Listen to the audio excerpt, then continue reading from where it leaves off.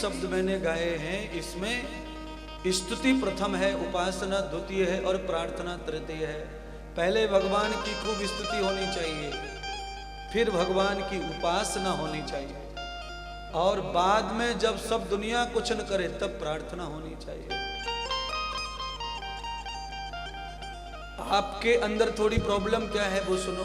आपकी प्रॉब्लम यह है कि आपकी भक्ति बाद में शुरू होती है, पहले प्रार्थना शुरू हो जाती है। हे भगवान, मैं तुम्हारे लिए इतनी बार ये काम करूंगा, इतने दिन का व्रत करूंगा, इतने मंत्र का जाप करवाऊंगा, इतना कन्यादान दान करूंगा।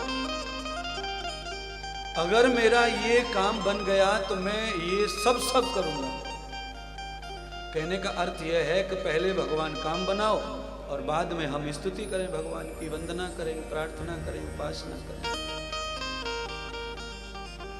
तो इस तरह की जो भक्ति है ये खोखली भक्ति है।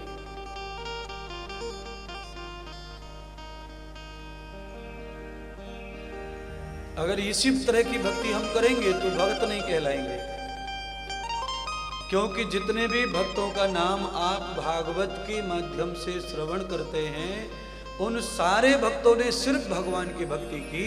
उन्होंने न कुछ मांगा, न उन्हें यह पता था कि मांगने से कुछ मिलता भी है। इस कारण ही भगवान ने उन्हें भगत स्वीकार कर लिया और सारे जगत में उन्हें संत भक्त के नाम से पहचान प्राप्त हो गई। तो हम लोगों को भगवान ने वैसे तो दिया ही है बिन मांगे सब कुछ, कपड़े लत्ते, खाना पीना, पैसा, बच्चे, श्वासें, स्वास्थ्य, प्रेम, परिवार, समाज, सब परमात्मा ने दिया है। नहीं तो इसी धरती पर कई मनुष्यों के हाल इतने खराब हैं कि वो भगवान से झोली फैला के मांगे तो भी पूरी ना करे वो देता।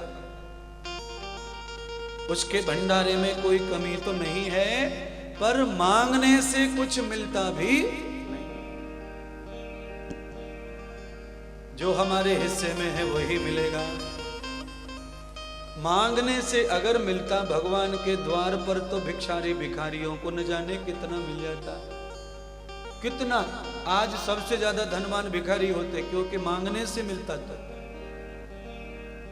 भिखारी मांगते हैं 11 रुपए और कटोरे में पड़ता है 1 रुपया।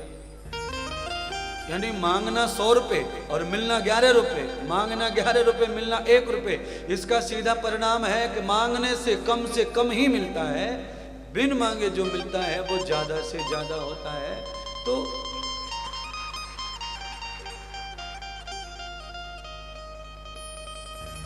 आपकी भक्ति आपकी तरह करना मैं नहीं कहता, पर आज 7वें दिन की कथा में मुझे कुछ नया ऐसा कुछ देना चाहिए जो मैं देना चाहता हूं वो मैं दे रहा हूं। जीवन में कुछ परिचय ऐसा हो, कुछ परिवर्तन जीवन में ऐसा होना चाहिए जो हमारे कई जन्मों तक धन्य कर दे।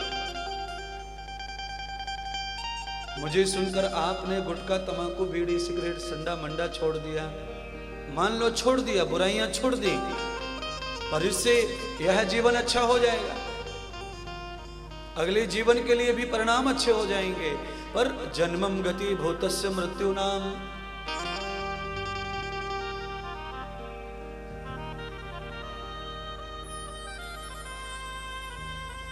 शरीर बार बार मिल सकते हैं, नहीं भी मिल सकते हैं।